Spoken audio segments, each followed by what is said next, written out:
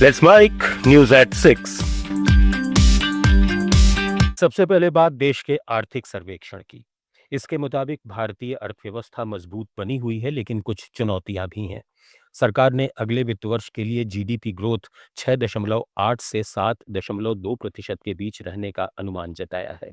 रुपए की कमजोरी से इंपोर्टेड इन्फ्लेशन का खतरा है, क्योंकि आयात महंगा हो सकता है और सोने चांदी जैसे धातुओं की ऊंची कीमतें कोर महंगाई पर दबाव डाल सकती हैं।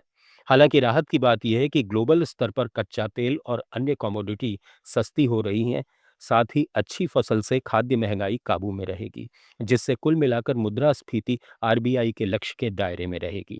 भारत यूरोपीय संघ ट्रेड डील से आयातित कारों पर शुल्क घटने से देसी ऑटो कंपनियों को चुनौती मिल सकती है, जबकि आरबीआई अगले हफ्ते ब्याज दरों में 0.25% की कटौती कर सकता है, जो लोन लेने वालों के लिए अच्छी खबर है।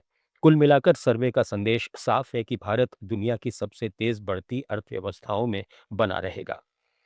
मुख्य आर्थिक सलाहकार वी अनंत नागेश्वरन ने आर्थिक सर्वे पेश होने के बाद शेयर बाजार और एआई बूम को लेकर बड़ी चेतावनी दी है। उन्होंने कहा कि देश की मजबूत अर्थव्यवस्था के लिए कृषि, विनिर्माण और सेवा क्षेत्र तीनों स्तंभों का एक साथ सक्रिय होना बेहद जरूरी है। Chapter goes into what are the various steps we can take, starting from rebalancing the fertilizer consumption, looking at rice and wheat procurement to encourage crop diversification for the sake of nutrition, for the sake of soil fertility, for the sake of water tables, etc. We can take a look at how we can, through policies, encourage crop diversification. भारतीय share बाजार आज हल्की बढ़त के साथ बंद हुआ। BSE Sensex 222 अंक चढ़कर 82,566 पर पहुंच गया, जबकि एनएसई निफ्टी 76 अंक ऊपर जाकर 25,419 पर ठहरा।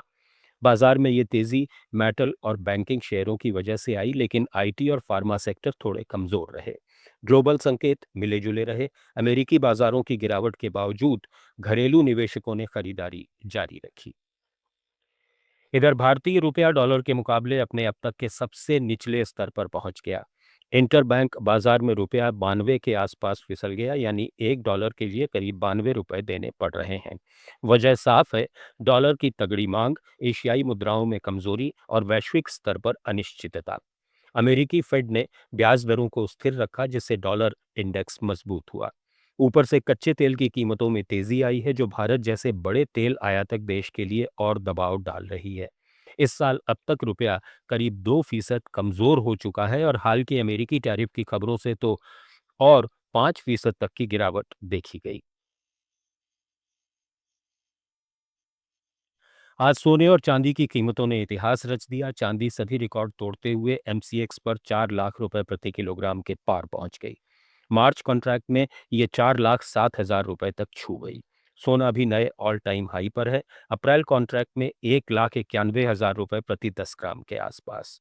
इसकी वजह साफ है, निवेशकों की जबरदस्त मांग, कमजोर अमेरिकी डॉलर और वैश्विक स्तर पर अनिश्चितता और भू राजनीतिक तनाव, जिससे सुरक्षित निवेश के तौर पर इनकी खरीदारी बढ़ी है। अंतर्राष्ट्रीय बाजार में भी कमाल है। कॉमेक्स पर सोना $5,600 प्रति आउंस के पार चला गया और चांदी $119 तक उछली। इस साल सोने में 27 और चांदी में 60% से ज्यादा का उछाल आया है। सेंट्रल बैंकों की खरीदारी और इंडस्ट्रियल डिमांड ने भी इसे सपोर्ट किया है। अब बात टेलीकॉम सेक्टर की। एयरटेल ने अपने 36 करोड़ ग्राहकों को बड़ा गिफ्ट दिया है। एडोब एक्सप्रेस प्रीमियम का 1 साल का मुफ्त सब्सक्रिप्शन, जो करीब 4,000 रुपए की वैल्यू वाला है। इससे आप आसानी से pro level social media post, marketing material, short video और डिजाइन बना सकेंगे। एयरटेल थैंक्स ऐप से लॉगिन करके क्लेम करें। इसके लिए कोई क्रेडिट कार्ड नहीं चाहिए। ये एआई टूल्स की क्रिएटिविटी को बूस्ट करने वाली पहली ऐसी बड़ी पार्टनरशिप है। उधर Vodafone idea come back plan पर है। सीईओ अभिजीत किशोर ने कहा कि अगले 3 साल में 45,000 करोड़ रुपए का निवेश होगा। 17 सर्किल में नेटवर्क को कॉम्पिटिटर्स के बराबर लाया जाएगा। 5 सर्किल में 2G का अपग्रेडेशन होगा और 5G रोल आउट तेज होगा। इसका मकसद double digit growth, cash flow 3 गुना और ज्यादा सब्सक्राइबर्स बनाना है। आप सुन रहे थे लेट्स माइंड,